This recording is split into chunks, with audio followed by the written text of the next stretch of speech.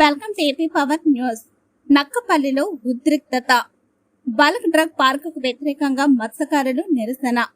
అనకాపల్లి జిల్లా నక్కపల్లి మండలంలోని రాజపేట గ్రామంలో బల్క్ డ్రగ్ పార్క్ ఏర్పాటుకు వ్యతిరేకంగా మత్స్యకారులు చేపట్టిన నిరసన ఉద్రిక్తతకు దారితీసింది.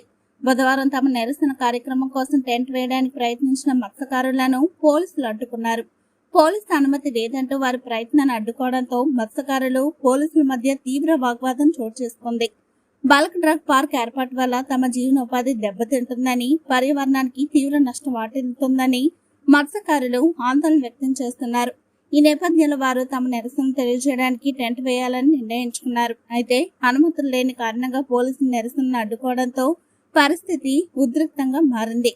ప్రస్తుతం పోలీసులు గ్రామంలో భారీగా మోహరించారు. పరిస్థితిని అదుపులో తెచ్చేందుకు ప్రయత్నిస్తున్నారు.